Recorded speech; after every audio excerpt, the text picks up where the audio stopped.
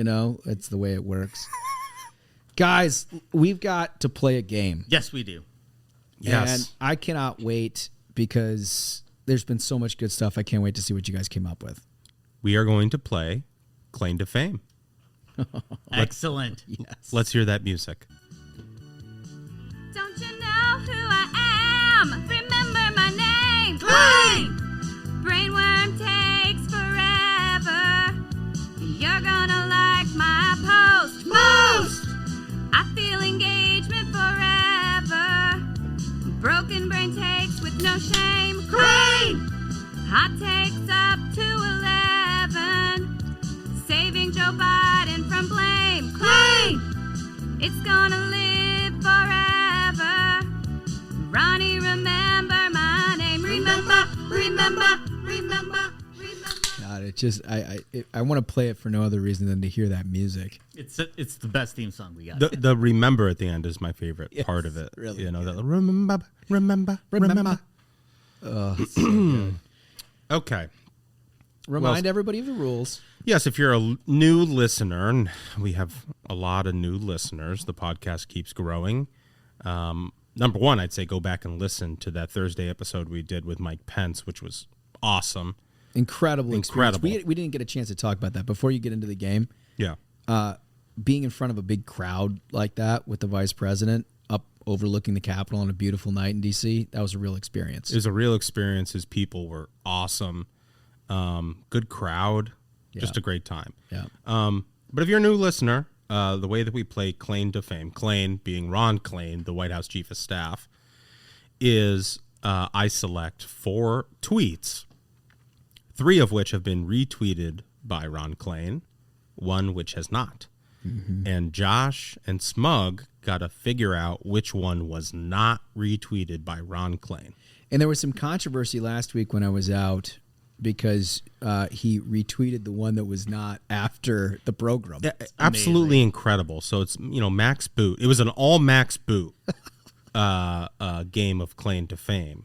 And he wrote some just terrible, pathetic editorial. And Ron Klain ended up 4 for 4. RTing it 4 times in 24 hours. So what's happened is he's switched from Rubin to Boot. He's cheating on Rubin, for sure. Do you guys feel like the Ruthless variety program sort of wagging the dog on all of this stuff? Yeah. Like I know for a fact in the White House they listen to this show, and I bet Klain is so broken he thinks this is a good idea to it's like a farm system. He's like for takes. Gaslight. Yeah, these guys, Yeah, like he's listening and he's taking notes. Yeah, and he's like, remember I to like RT. It's like, I missed that boot take. Yeah. Let's get on that. Oh, okay. So 4 tweets. Tweet number 1. This is from Greg Sargent, old Plumline. Greg Sargent. Media coverage has the story backward. Progressive pressure has made it more likely, not less, that Biden's agenda will pass. A source tells me the White House exerted no pressure on progressives, to pass the infrastructure bill. This is critical to success. My latest. Okay. Tweet number 2. This is from your old pal, Chris Hayes. Love him. Guy's obsessed with the variety program. I love him. And Holmes in particular. Seriously. For some reason. He's It's blocked really me, but he's weird. always in Holmes' replies. Yeah, Loves he it. loves it. This is a Chris Hayes quote tweet. The original tweet is Biden to press. It doesn't matter when it gets done. It doesn't matter whether it's in 6 minutes, 6 days, or 6 weeks. We're going to get it done. And Chris Hayes quote tweets it and says, he's not wrong. Wait a I just love that one because it just totally undercuts the Speaker of the House. Oh my God. Okay. Tweet number 3. The original, this is another quote tweet. This one is from Steny Hoyer. Okay. The original tweet is from Zeke Miller, who says, Biden asks Hoyer for permission to come aboard as he arrives at the Capitol. Wait. Biden asks Hoyer for permission to come aboard as he arrives at the Capitol. Steny Hoyer quote tweets it and says, "Permission granted. Oh, man. Honored to have you in the people's house today, POTUS." Boom. That's it. Total West Wing. It's a total West Wing. That's so West Wing. There's Jed Bartlett strolling up. Permission granted. Unbelievable. Enjoy the octogenarians as we discuss all of the. Oh, Yeah. my God. Okay. And tweet number 4, Jen Rubin. Ooh. Those paying attention during the 2020 campaign recognized that Biden's agenda was quite progressive. He ran on the Build Back Better plan in 2020, which contained precisely the items he is now pushing for as part of the reconciliation package. Okay, I think I got my pick. Holmes turned away. Okay. Secret one. This is the one I think was not retweeted. Okay. All right, my vote is in. And now we can discuss. Okay. And now we can discuss. Okay. All right. So, can I get a reread of number 2? So this one is a quote tweet by Chris Hayes. The original tweet is, "Biden to press. It doesn't matter when it gets done. It doesn't matter whether it's in 6 minutes, 6 days, or 6 weeks. We're going to get it done." And Chris Hayes quote tweets and says, "He's not wrong." Okay. He definitely retweeted that. Okay. Definitely retweeted that. Okay.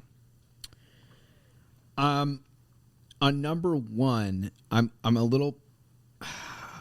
So, the story coming out of what he was supposed to do on that meeting with the House was that he was supposed to basically bend people towards a solution, and he didn't do it. He emboldened progressives. Right. Right. So what Sargent was saying was basically what the White House did and what they were saying. So it lends, like, I believe that very well could have been a retweet. Okay. But it definitely flies in the face of House leadership. Yes. Right? But so does the other tweet. Yeah. Oh, yeah. Yeah. So, okay. The permission granted thing, oh my God. Can we? So for cringe reasons, can I get a reread of number Yes. 3? The original, this is another quote tweet. The original tweet from Zeke Miller. Biden asks Hoyer for permission to come aboard as he arrives at the Capitol. Quote tweet from Steny Hoyer. Permission granted. Honored to have you in the people's house today, POTUS. Yes, there we go. Let the cringe wash over you. Oh, there he is. There All right. he is. So I mean, I think my theory on that is I think it was retweeted because it's so damn embarrassing. Because it's so It's cringe. so embarrassing. So embarrassing. It couldn't possibly have not have Yeah, been. you can't Okay, help that's a yourself. good take. So, all right. So I'm locked in on 2 and 3. What I'm here's the problem. Sargent and Rubin, as you know, if you know the background, were basically hired at the same time to provide the Yes. right and the left for the Washington Post. Can you repeat that one more time for our listeners? Yeah. So Rubin was hired to be the conservative voice, opposed to Sargent to provide 2 different perspectives on the legislative machinations of our day. It's just so crazy. By the way, they're both still employed under the same dynamic. Yeah. There is no conservative. Right. Right? So, anyway, the Politico piece that basically just undermined the hell out of Klain and Rubin, Yeah. it definitely changed his behavior. Yes. Right? Yes, thanks to the variety program. Which, by the way, all just became because of the variety program. Yeah. So I'm just not sure if he's gotten back on the Rubin bandwagon, right? He might have just, like you said, last week it was just boot. What she said is something he would retweet. See, here's my like a game theory take on this. Is I Yeah. think Duncan is trying to play with our brains, like how he did with I that did Jen that. Rubin time. I where did he that. just, like, Yeah, that's true. totally played me on that. So I think the Rubin was retweeted. I think number 1 wasn't. I think it was just weird. So this is what I'm settling in at, and this is as talking this one through. I think that Greg Sargent is a mouthpiece for progressive Democrats. And I think an occasion that becomes problematic, if you notice, Klain doesn't do a lot of retweeting of Greg Sargent. Not because he doesn't take the administration's point of view. He does. But he does less retweeting and interacting with him and more with Rubens and Boots. Interesting. Right? So I agree. I think number one is the deal. You guys are right. Amazing. Yes. That was great work. Outstanding That work. was great work. And Smug, excellent diagnosis. I definitely included Jen Rubin solely to throw you guys off the set. It was messing with my brain, so that was a mission accomplished. Yeah. It was. I that's why I was stuck.